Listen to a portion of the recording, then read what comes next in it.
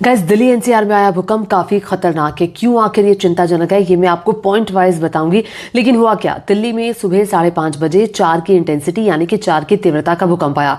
काफी लोग उस वक्त सो रहे थे, लोग उठ गए। हाई राइज बिल्डिंग में रहने वाले लोगों को चिंता हो गई। काफी लोग घरों के बाहर काफी देर तक रहे। प्रधानमंत्री नरेंद्र मोदी ने ट्वीट किया, लोगों से कहा कि सेफ्टी मेजर्स का वो ख्याल रखें, पैनिक ना क्रिएट करें।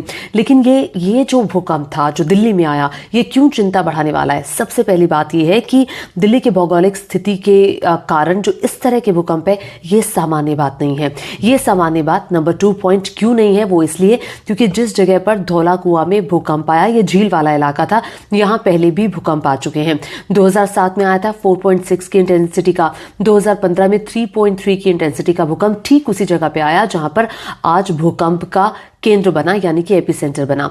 अब पॉइंट नंबर 3, देखिए सबसे बड़ी बात यह है कि सतह से जितनी नीचे भूकंप आता है, वो उतनी ही चिंता और क्षति को पहुंचाने वाला भूकंप होता है।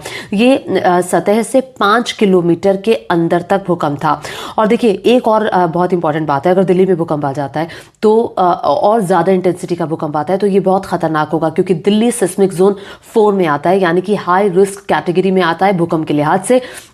और बड़ी बात यह है कि दिल्ली में सघन कॉलोनियां हैं, एक के साथ एक सटे हुए घर हैं, बिल्डिंग्स हैं, हाई राइज बिल्डिंग है, नोएडा में है, गुड़गांव में है। तो इसीलिए अगर जरा सी भी इंटेंसिटी बढ़ जाती तो चिंता होती और डिस्ट्रक्शन उस लेवल पे होता कि आप और हम सोच भी नहीं सकते। हालांकि 112 पुलिस की तरफ से हेल्पलाइन नंबर जारी किया गया था। अगर कोई ऐसी स्थिति या कहीं क्षति होती है तो आप बताइए। जितने सेफ्टी मेजर्स हैं आप कृपया करके लें। और ये कुछ मैं पॉइंट सामने लगा रही हूँ कि अगर भविष्य में कभी भूकंप है तो इन बातों का ख्याल आप जरूर रखें।